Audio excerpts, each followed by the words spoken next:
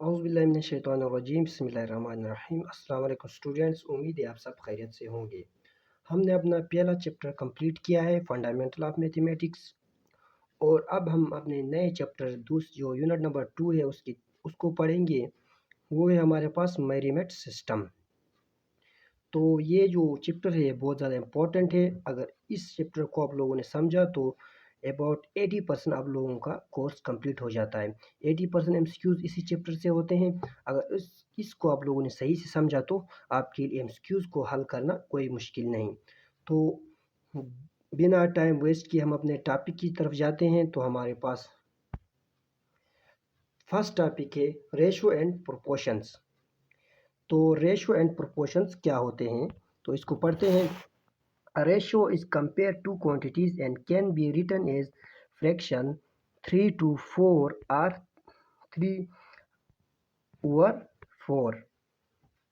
इस लाइन का ये मतलब है कि रेशो दो क्वांटिटीज को कंपेयर करता है।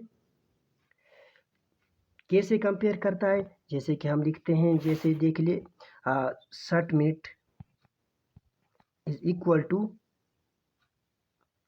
1 आवर।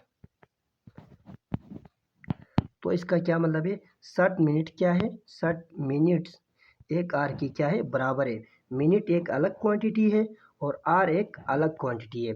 तो ये दो क्वांटिटी को जब हम डिवीजन के फॉर्म में लिखते हैं तो ये क्या मतलब है, ये क्या कहलाता है, रेशो। तो रेशो दो डिफरेंट क्वांटिटी को कंपेयर करते हैं। ये मिनट्स है और ये आर है, इन दोनों को हम क्या कर रहे हैं, कंपेयर कर रहे हैं। तो ये हमारे पास क्या बनता है, रेशो। जैसा कि इधर दिया गया है 3/4, दो डिफरेंट क्वांटिटीज को यहाँ दिया गया है 3/4 को। तो ये हमारे पास क्या कहलाता है, रेशो। रेशो किसको कहते हैं, जब दो डिफरेंट क्वांटिटीज को हम कंपैरिजन के फॉर्म में लिखते हैं तो वो हमारे पास क्या कहलाता है, रेशो। और 4/4 to $1 is a ratio and can be written 4/1। ये देख लिए 4/4 to $1, ये दो अलग अलग क्वांटिटीज है, 4/4 और एक क्या है, डॉलर्स। तो हमने इसको क्या लिखा, in the form of ratio लिखा। किसकी फ्रैक्शन के फॉर्म में लिखा तो उसको हम क्या कहते हैं, ratio. Other familiar ratio are 60 minutes to 1 hour, 2 cup to 1 pence and 16 ounce to 1 pound।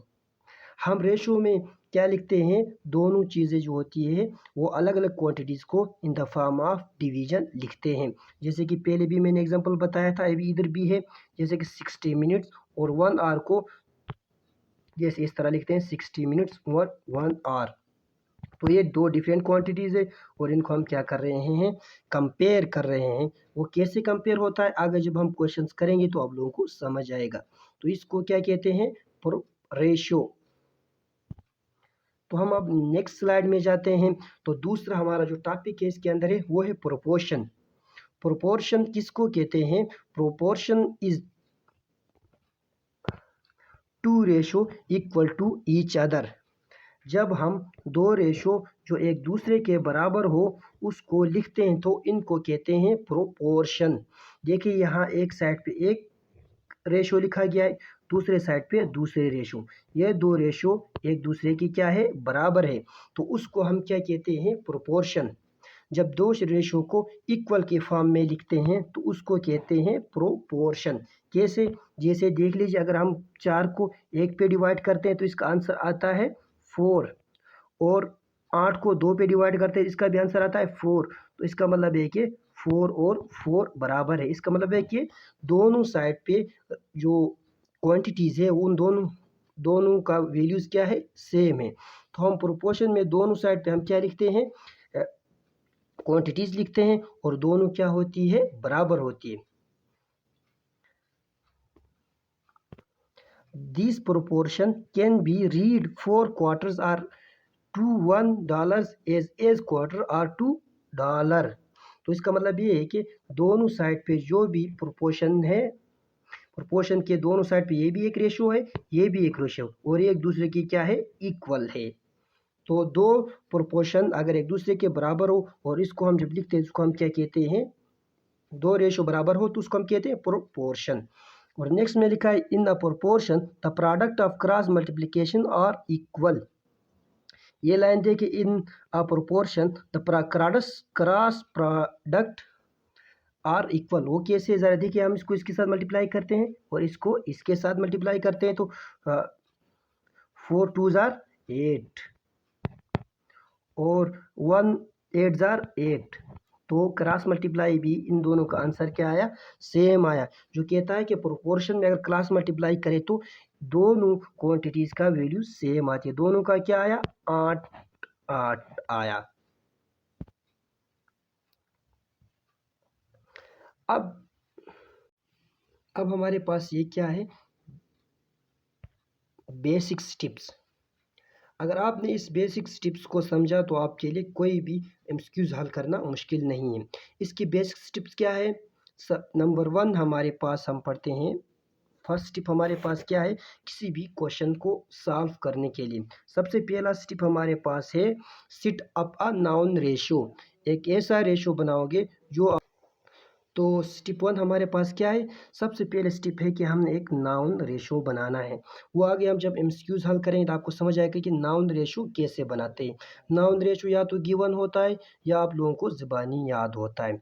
जैसे कि एक नाउन रेशो लिखते हैं, एग्जांपल के जैसा लेते हैं कि x ओवर y। तो अब एक वैसे एग्जांपल लेट्स सपोज करते हैं कि जैसे कि हमें पता है कि 60 मिनट्स बराबर होते हैं 1 आर के। तो इसका मतलब है कि ये क्या बना, एक रेशो बना, लेकिन एक नाउन जो हमें पता है। फर्स्ट स्टेप ये हुआ। अब सेकंड स्टेप हमारे पास क्या है, sit a proportion with known and desired units. Use x for the quantities that is desired are unknown. Be sure the units are horizontally. Example दिया गया है नीचे। ये जो एग्जाम्पल है ओंस और ओंस का, पाउंड्स और पाउंड का। अब इसका क्या मतलब है, लाइन नंबर 2 का, इसमें ये कहता है कि हमने क्या करना है, एक प्रोपोर्शन बनाना है। हमने पहले एक तो बनाया था नाउन। लेट्स सपोज ये हमारे पास है नाउन, ये हमारे पास क्या है, एक नाउन क्वांटिटी है, उसका हमने रेशो बनाया। और दूसरा हमारे पास क्या है, अननाउन का भी हमने बनाना है। अननाउन का ये देखिए, इसको 1 से जाहिर का, तो एक अननाउन का भी हमने क्या बनाया, और रेशो बनाया। एक रेशो हमने बनाया नाउन का और दूसरा रेशो हमने बनाया अननाउन का। और जो हमने दोनों का मिला के प्रोपोर्शन बनाया है, उसमें एक लाइन लिखा गया है कि हम सेम यूनिट को सेम यूनिट के डायरेक्शन में लिखेंगे। अगर इधर x है तो सामने भी x का यूनिट आएगा, इधर y है तो नीचे सामने का भी y यूनिट आएगा। जैसे आप देख सकते हैं, इधर इधर एक रेशो है नाउन और ये लेट्स सपोज ये रेशो हमारे पास अननाउन का है। तो इधर देखिए, ये जो यूनिट है ऑन्स, तो बिल्कुल सामने भी हमने क्या लिखना है, ऑन्स लिखना है। अगर ये पाउंड्स है तो बिल्कुल सामने भी हमने क्या लिखना है, पाउंड्स लिखना है। अगर हम आगे एमसीक्यूज करेंगे तो आप लोगों को इसमें समझ आएगी। तो हमारे पास जो थर्ड स्टेप है वो है क्रॉस मल्टीप्लाई। इसके बाद हमने जो दो रेशो प्रोपोर्शन की एक साइड और दूसरे साइड लिखा था, उस दोनों को आपस में क्या करेंगे, क्रॉस मल्टीप्लाई करेंगे। कैसे क्रॉस मल्टीप्लाई करते हैं, जैसे कि लिखते हैं x और y is equal to x1 और y1। तो हम इसको इसके साथ मल्टीप्लाई करेंगे और इसको इसके साथ मल्टीप्लाई करेंगे। ये हमारे पास क्या है, थर्ड स्टेप्स है। और हमारे पास चौथा स्टेप क्या है, जो चीज़ हमें मालूम करनी है, जो हमसे पूछा गया है वो है x, और उसके बाद हम क्या करेंगे, अपना x को फाइंड करेंगे। अब हम बढ़ते हैं एक एग्जांपल की तरफ जो नीचे दिया गया है। इसमें हम सारे स्टेप्स 1 बाय 1 करेंगे, आप लोगों को ईजिली समझ आएगा। तो क्वेश्चन है कि to solve a proportion problem such as 3 pounds is equal to dash ounces. तो इसमें ये पूछा गया है कि 3 पाउंड कितने ओंस के बराबर होते हैं। तो सिंपल सी बात है, क्वेश्चन हमसे पूछा गया है तो हम हर स्टेप को 1 बाय 1 करेंगे। इसमें पहला स्टेप दिया गया है कि set up a known ratio of pound to ounces. जो दो चीज़ें पूछी गई, इसमें दो चीज़ों की बातें हुई है, पाउंड्स और ओंस की। तो हमें पाउंड्स और ओंस के दरमियान एक नाउन रेशो बनाना है। कैसे बनाना है हमें पता है, हमने पहले दिन मैंने पहले चैप्टर के अंदर आपको बताया था कि एक स्पेसिफिक चार्ट दिया गया है जिसमें सारे वैल्यूज़ एक दूसरे के साथ कंपैरिजन के साथ दी गई थी, वो आप लोगों को इस पूरे मैथ में बहुत ज़्यादा ज़रूरत पड़ने वाली है, तो ज़रूर उसको याद कीजिए। तो जैसे हमें पता है, हमें याद भी है कि 1 पाउंड बराबर होता है 16 ओंस के। 1 पाउंड कितने के बराबर होता है? 16 ओंस के। ये हमने क्या बनाया? नाउन रेशो, जो हमें मालूम है। फर्स्ट स्टेप हमारा क्या हुआ? कंप्लीट हुआ। हम अब करते हैं सेकंड स्टेप की तरफ जाते हैं। सेकंड स्टेप क्या था हमारे पास? Make a proportion using the noun ratio one sides and the desired ratio on other sides। तो हम हमारे पास दो बनाने इक्वेशन, एक इक्वेशन जो हमारे पास है, जो हमें नाउन है, ये देख लीजिए 60 ओंस बराबर होते हैं 1 पाउंड के, और एक तरफ हमने वो वाली रेशो बनानी है जो हमें मालूम नहीं है। इधर हमारे पास क्या है? 3 पाउंड तो दिया गया है, लेकिन ओंस का हमें पूछा गया, हमें पता नहीं है। तो हमने क्या बनाया? एक इक्वेशन दूसरी तरफ बनाया। ये एक नाउन इक्वेशन है और ये एक अननाउन है जो हमें फाइंड करनी है। तो इसमें देख लीजिए, सेम यूनिट को सेम डायरेक्शन में लिखना है। ये पहले भी रूल हमने पढ़ा था। जैसे देखिए, ओंस को ओंस के सामने लिखा गया है और पाउंड को पाउंड के सामने लिखा गया है। तो हमेशा याद रखिए, जब भी आप दो क्वांटिटीज़ का दोनों साइड पे, प्रोपोर्शन के दोनों साइड पे रेशियो लिखते हैं, तो यूनिट सेम डायरेक्शन में होना चाहिए। ओंस बिल्कुल ओंस के सामने होना चाहिए और पाउंड्स बिल्कुल पाउंड्स के सामने। ये हमारे पास हमारा सेकंड स्टेप कंप्लीट हुआ। हमने थर्ड स्टेप क्या पढ़ा था? इधर ही है, क्रॉस मल्टीप्लिकेशन। अब हम क्या करेंगे? इसको इसके साथ क्रॉस मल्टीप्लाई करेंगे और इसको इसके साथ क्रॉस मल्टीप्लाई करेंगे। तो 1 को x के साथ मल्टीप्लाई किया तो ये इस साइड पे चला गया, और 16 को 3 के साथ मल्टीप्लाई करेंगे। अब आगे हमें क्या फाइंड करना है? हमारा बेसिक चीज़ें, हमें ये x फाइंड करना है कि x क्या है। तो हम क्या करेंगे? x को अलग करेंगे। x को क्या करेंगे? अलग करेंगे। तो 16 को 3 के साथ मल्टीप्लाई करो तो 48, और 1 तो वैसे भी मल्टीप्लाई हो जाएगा तो ये x हो जाएगा। तो 48 क्या हुआ? इस साइड पे क्या है? 48। तो x हमारे पास किसके बराबर हुआ? 48। तो इसका क्या मतलब है? लेट्स सपोज हम इसको अब लिखते भी हैं, 16 डिवाइड बाय 1 पाउंड। तो x हमें क्या फाइंड हुआ? x हमारे पास फाइंड हुआ 48, और नीचे हमारे पास क्या है? 3। तो इसका मतलब ये है कि 1 पाउंड बराबर होता है 16 ओंस का, तो 3 पाउंड बराबर होता है 48 ओंस का। अगर आप इसको प्रूफ करना चाहते हैं तो प्रूफ भी कर सकते हैं। इसको इसके साथ मल्टीप्लाई करें और इसको इसके साथ मल्टीप्लाई करेंगे तो इन दोनों का क्या आएगा? सेम आएगा। तो 48, तो 16 को 3 के साथ मल्टीप्लाई करो तो वो भी 48 आएगा। तो हम अपने एमसीक्यूज़ को हमने यहाँ पे हल कर दिया। तो सारे जितने भी एमसीक्यूज़ हम करेंगे, सारों का इसी तरह स्टेप बाय स्टेप है। अगर ये स्टेप आप लोगों ने याद कर लिया तो कोई भी एमसीक्यूज़ आपसे नहीं रहेगा। आगे जितने भी एमसीक्यूज आएंगे इसी तरह आएंगे। तो अभी एक और स्लाइड हम पढ़ते हैं। इसमें स्लाइड में कुछ बातें दी गई है।